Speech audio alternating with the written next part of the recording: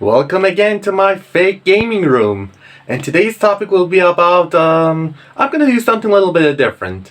Not a game review, but my thoughts on some unreleased games which is released on online. And of course, there are my two favorite games is unreleased content. I mean, the first three will be my favorite unreleased games, which is released on on the internet, and the other two will be surprised. Let's dive in. First of all, some games got canceled and never got released.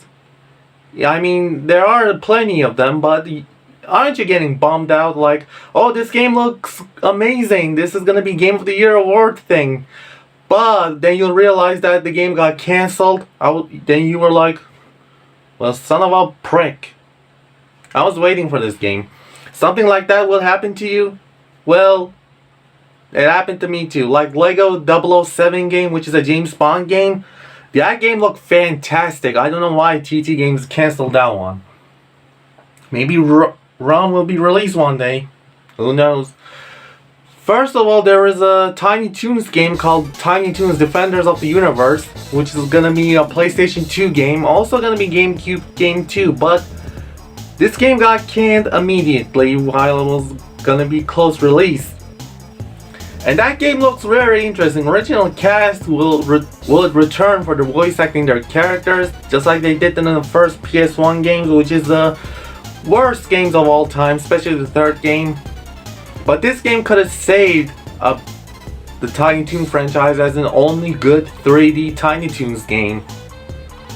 Yeah, I said it. This game was gonna be the only 3D game. What the other first two was 2D, and the last one, Plucky's Big Adventure, was kind of a 3D, but there's no voice acting. It was 3D though. But this game, the story was kind of interesting. It's about an alien planet called Gold Star got invaded one day. So two alien siblings, looks like Pac-Mans. One of them is named Zack, landed on Earth as Buster, Babs, Plucky, and Hampton to their help.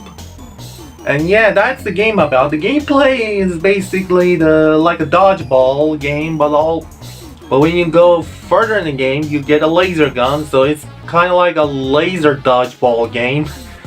Something like that, but yeah, that's the deal.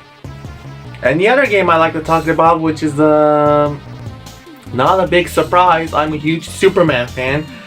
You already know this, right? You already know about Superman 64 is in PlayStation 1 port. You heard me right, there's a PlayStation 1 port of Superman 64, and that one looks much better than flying through rings, awful glitches, and awful boss battles, I'll say. I've been itching a lot, I don't know why though. Not a big deal. So yeah, that's gonna be the probably only great Superman game back in the day, but it never came out, that's a bummer. And this one is developed by Titus, not developed by Titus, and not that Titus, you guys, that's General Titus. You know, with the fox. Not this fox either. Don't put Diane, I swear to God, I'm gonna... That's better. By the way, the Bad Guys 2 movie review will come soon. Anyway, this one is published by Titus, I think, and developed by Blue Sky Software, same developers of Jurassic Park or the Sega Genesis. And yeah, this game has a great cutscenes. Only two cutscenes, the beginning video and the end of the video. Ending.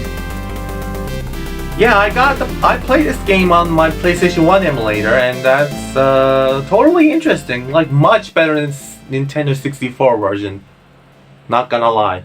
And if this and Superman Shadow of the Apocalypse would have been the same, I mean, this game was released, this and Superman Shadow of the Apocalypse would have been fantastic Superman games. That's what I'm trying to say.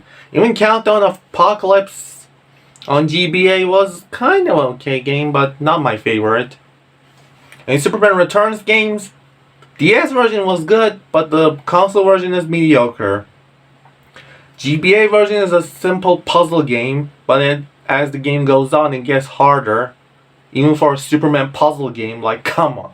Who came up with this idea? Superman puzzle game. That's dumb, not gonna lie. And the next superhero game we're gonna talk about is the Daredevil Man Without Fear. Yep, there's some Daredevil game was gonna release on PlayStation 2 and Xbox, which is kind of interesting looking, which is I thought this is gonna be based on the Ben Affleck's Batman. I mean, Ben Affleck's not Batman, but Daredevil. I'm a big apologize to Daredevil fans. Ben Affleck's Daredevil movie, like the GBA version was released, but this one is totally different. The game is based on the comic version of Daredevil, and has a great gameplay too. I mean, this game could have been amazing if it was released back in that day. And Daredevil Ben Affleck movie, if you want to know my thoughts about that movie, just watch the extended cut. That one's much better than what we really got. But the Electro movie, that one's piece of crap. Don't watch Electro if you don't want to get Grinch out of it. Like Catwoman the movie. So that's my 3 favorite unreleased games who released later. Now let's talk about the unreleased content of my favorite 2 video games, which is of Harry Potter and Philosopher's Stone on PC and Spider-Man 2 Enter of Electro. As you know, they just released an unreleased ending as an extending ending of Spider-Man Enter Electro, which has Thor in it. Yeah, you're probably wondering that what is up with that ending with the newspaper says the mighty Thor saved the city from Electro Menace. And there's a good explanation for that extending ending, which is unreleased ending shows what's happening. After Spider-Man defeats Electro, spoiler alert, I'm not going to show you the clip because I don't want to get sued by Activision or Vicarious Visions. So, this thing that happened is after Spider-Man defeats Electro, Thor came by and chat with Spider-Man. After Thor leaves, he destroyed the device what Electro was using. And that's why the newspaper says that. Well, what about Spider-Man? He did the whole thing for you guys. Damn you, J. Jonah Jameson. That filthy news reporter thing, douchebag. But he's a good ally with Batman as Commissioner Gordon now. Hopefully he will return when the Snyderverse returns. Anyway, let's not get into off topic. And for Harry Potter, the Philosopher's Stone on PC, which is one of my favorite games when I was a kid, has an unreleased content of the beginning and the cutscenes. You know the PC version has the same slide opening as in the pictures and drawings, cutscenes. But this one was originally gonna have in-game cutscenes, and not at all. The first level of the game begins in Privet Drive at Dursley's house. Why did they cut that out? I mean, you can't see the Petunia, Vernon, and Dudley Dursley as in the game models, even though this is their first appearing since any other Harry Potter game. But Dudley does show up in Order of the Phoenix game, but not Vernon and Petunia though. So, and this is the first level of the game, which is unreleased E3 demo, I think. One YouTuber shows up. I don't remember his name, but I'm gonna link in the description below his video.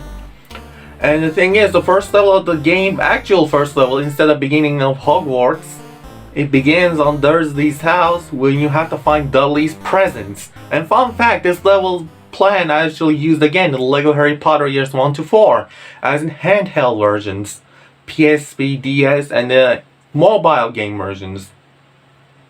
So yeah, this concept been used already on the PC version by Amaze Entertainment, known as No Wonder. So yeah, that's interesting. And later you have to find ripped off letters of Harry who gets from Hogwarts Express invitation. Yeah, it doesn't come out from the fireplace, you know, like the old letters attacking like a... That scene was amazing in the movie. That's my favorite part. One of my favorite parts, actually. And also, there is a scene where you can play in Diagon Alley and the Hogwarts Express. That was actually just for a cutscene. Anyway, guys, that's all I have to say. I hope you liked this video. If you liked it, don't forget to subscribe and give it a thumbs up. And now, excuse me, I gotta play these games now. I'm so bored in my life. I don't know what to do. Since I don't have a job anymore.